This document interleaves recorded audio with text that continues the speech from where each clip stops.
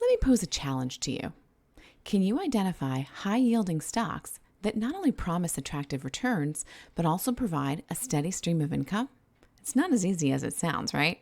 But stay with me because in this video, I'll share a framework to identify higher-yielding companies that will empower you to make informed decisions and maybe add a few to your portfolio to supercharge your income.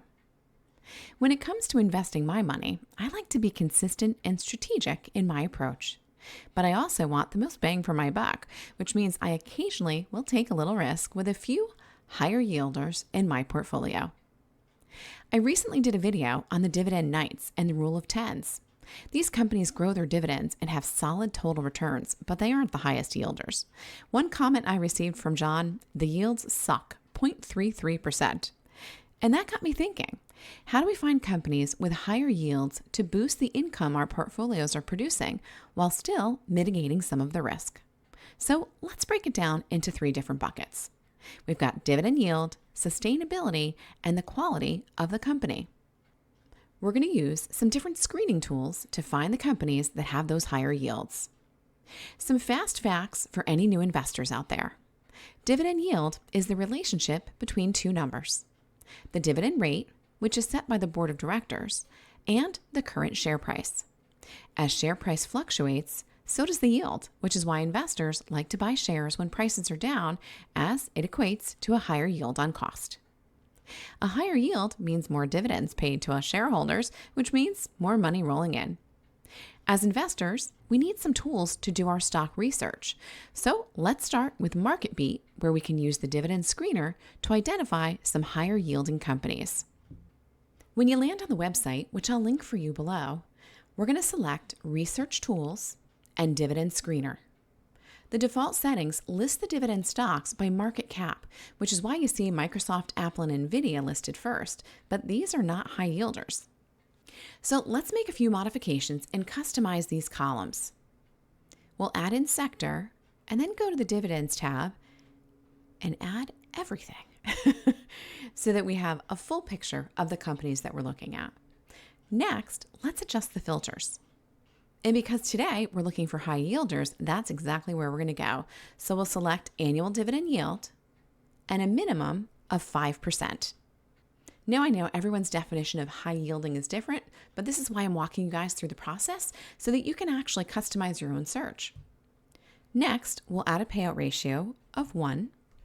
And you can see that as we're adding in these different filters, the actual list is starting to shrink down based on what we're selecting. Let's look at a 3-year dividend growth rate of 10%, because why not have both yield and growth? Who doesn't want a higher Chowder score? To learn more about Chowder and the dividend triangle, I'll link to that video below.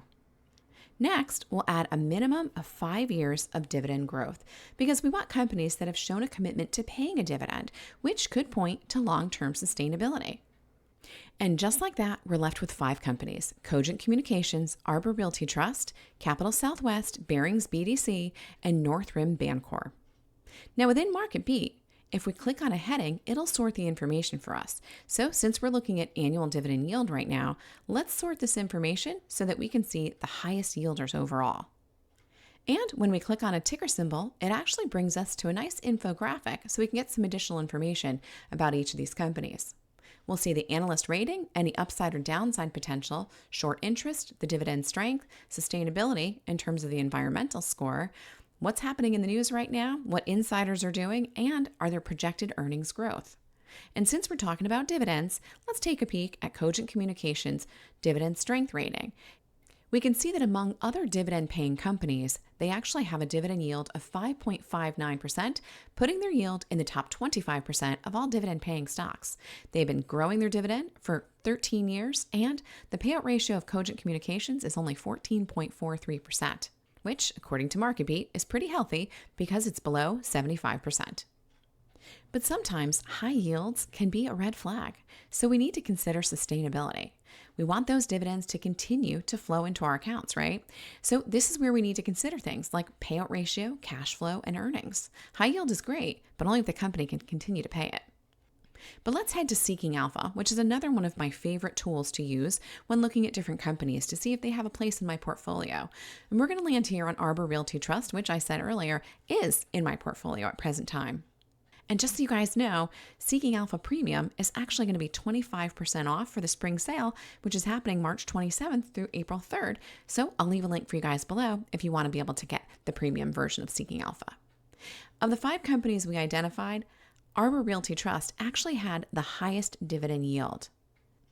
So let's take a peek at that dividend summary. We've got 10 years of growth, a 5-year dividend growth rate of 10.46%. The payout ratio is high, 97.16%.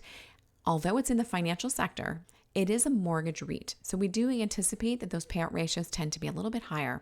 Right now, the dividend yield is 13.27%, which is due to that share price depreciation that we've seen year to date. So they're down 14.62% right now.